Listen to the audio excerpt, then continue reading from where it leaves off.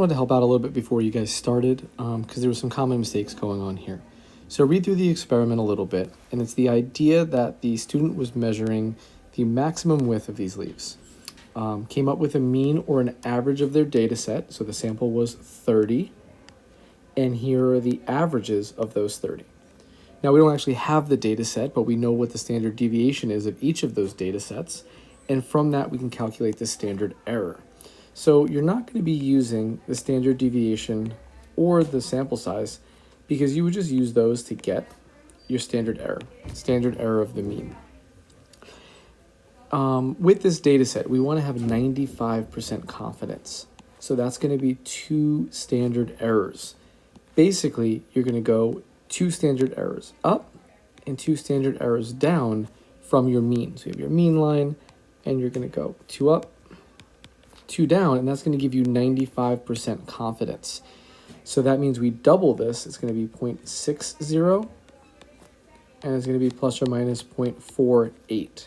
So we actually have to add that to this and subtract it. Kind of opens up our range a little bit, and the same thing with the 7.43. Now I always do that calculation first so that I can ensure that my scale accommodates that.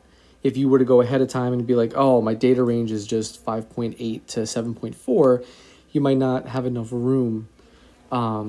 So anyway, you can start off with 0, 1, 2, and so on, but that's really just not going to be enough like precision for you, the fact that these go to the hundredths place. So what I would actually start at is 5, okay? And then you can go 5.2, 5.4, 5.6, and so on, and that's going to ensure you have enough room for all of your points. This is a bar graph. I'm going to do it real quick. You're going to end up with something that kind of looks like this is your bars. For one of them, I'm kind of doing it backwards. I don't suggest you do that. And then you do another one up by like 7 or so. Now, just these bars are not enough. You need to include your error bars. So you're going to go up and down and draw your error bars. You're going to do it more accurately. You're going to put your scale on either side, and then you answer this question below based on what those error bars end up. Okay, I want you to just submit just this page so you could actually just kind of like screenshot what's currently on the screen. I don't need the rest, and submit that. I'm not grading it. I just want to see where you guys are at with your graphing.